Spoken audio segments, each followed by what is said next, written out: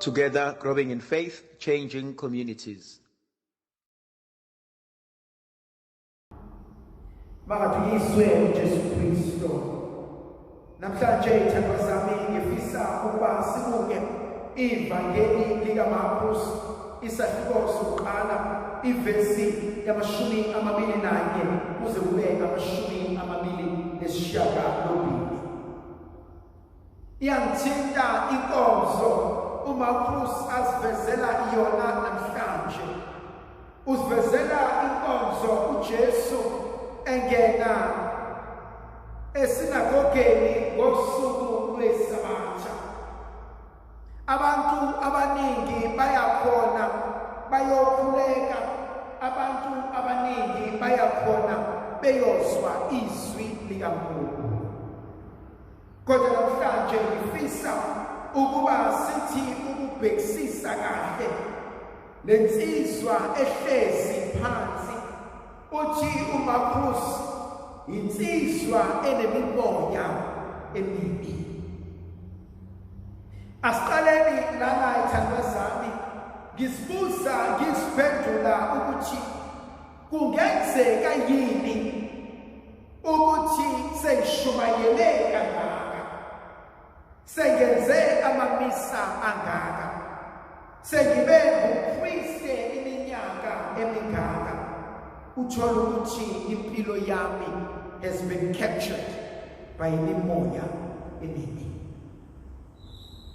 Kungenzeka yini ukuba ezimpilweni zethu sesikwenze konke, sahuba, sahlabelela, sadumisa uNkulunkulu, sathandaza, sakhuleka, kodwa uthole ukuthi izimpilo zethu ziphethwe yimimoya emibi.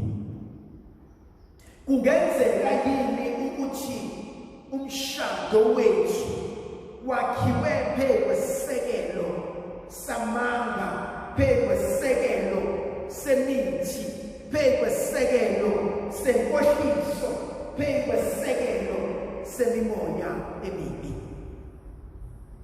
Kungenzeka yini ukuthi ubudlelwane bethu akuveli othandweni, kodwa uvela lapho kugovuzwa khona ukhamba kubizwe igama lakho? Kungenzeka yini ukuthi impumelelo yami nemali enginayo yakhiwe yigazi lezihlobo zami? Kungenzeka yini ukuthi konke enginakho ngikuthole ngokuthi ngisebenze izimpilo zabantu, ngathwala ngabo, ngaze ngathwala namundeni? Sithandwa sami, uJesu into afuna ukufundisa yona namhlanje, umfundisa into ejulileyo ebalulekile yokuthi ungambuki nje umuntu ebese uzitshela ukuthi uyamazi. Ziningi izinto ezenzeka empilweni yomuntu esingayiboni nesingaziqondi. Uthi uJesu uma engena endlini yokukhuleka, nangu lo muntu onemimoya emibi, nangu esebhonga, esekhala, esekhabalasa, esememeza ethi uzofunani Jesu waseNazaretha? Ngiyasibuza, ngiyasiphendula ukuthi uma umoya omubi ubuza uJesu ukuthi ufunani endaweni kaNkulunkulu, ngisibuza ukuthi wona ufunani endaweni kaNkulunkulu? Lo mbuzo ngibuza uma umoya omubi ubuza uNkulunkulu ukuthi ufunani emshadweni wakho, wona lo moya omubi ufunani emshadweni wakho? Umoya omubi ungathatha izindlela eziningi. Kukhona imizi engenakho ukuthula. Umoya omubi ubona umoya wolimo olubaxambile.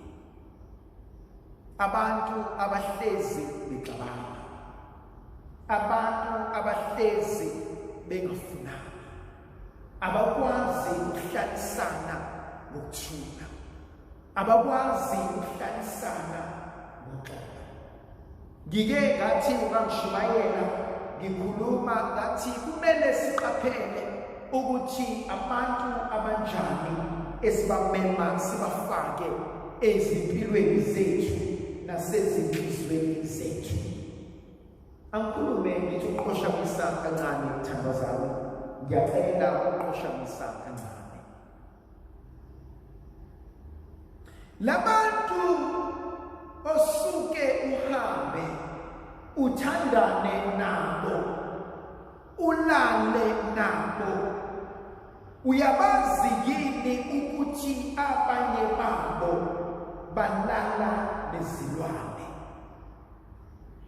Angikhulumi ngabalala nezilwane emaphusheni, ngikhuluma nabalala nezilwane ngoba belala nezinyoka eziphenduka zithathe isigubo somuntu ophilayo, benze umsebenzi nokonakala kwabo.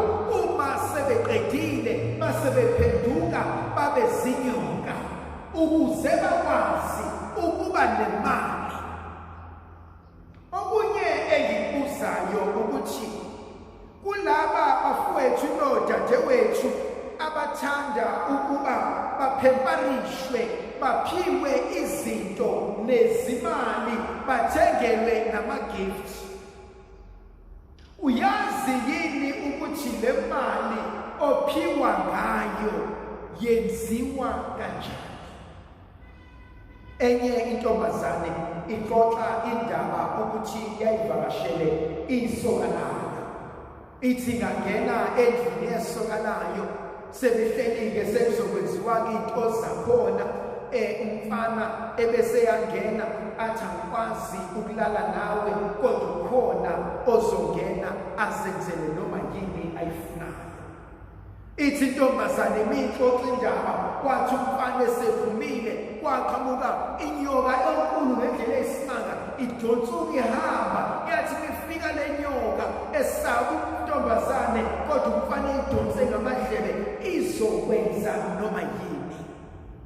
Yazenzela umathanda intombazane, inyoka entombazaneni yathi ngaqeda uyahamba. Wabuya umfana ekuseni, wayesethi nansi imali okuyigiga, ekuseni kunepapa engilenzile, ngizocela ukunika ukudla kwakhe. Thandwa zami, ungambuki umuntu ethi face value ebese utshela ukuthi uyamazi. Awumazi bese kubo ukuthi wenzani, awumazi bese kumbini lakhe ukuthi benzani. Ungakhohliswa ama-makeup awafakile namawivu awagqokayo, ney'nzipho ezinde, ney'moto ahamba ngazo, nobhuti abaney'khiye nezindlu nakho konke. Awazi lokhu abanakho bakuthole kanjani. Ingozi into yokuhambe uhogela yonke imimoya. Ingozi into yokuhambe ufaka zonke izinto empilweni yakho. Abanye bethu baxakekile, hayi ngoba nakho saqaliswa, hayi ngoba nakho sazalwa sembethe sangasenzi sengulo. Abanye bethu we entered into wrong relationships and we slept with the devil. Senze izinto zobumnandi, kanti lobo bumnandi buzophenduka kube isifo, kube ubutha enhlizweni zethu.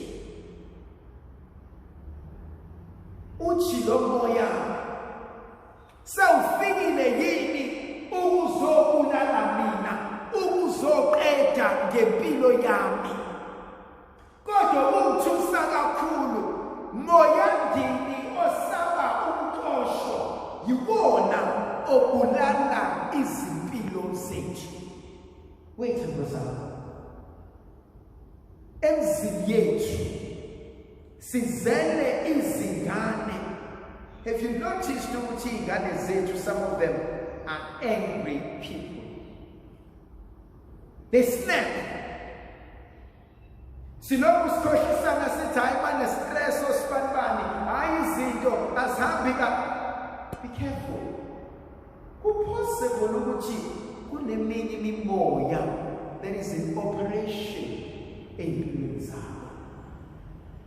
Njalo la ekhaya uma sifuna ukwenza izinto right, osifanibani bavuka umdlomazana, osifanibani bavuka injebovu, osifanibani bahlale bewisana nathi. You must always question abantu abahlazi benza ekhaya kungabi khona ukuthula nokuzwana. Uzibuza ukuthi kwenze njani.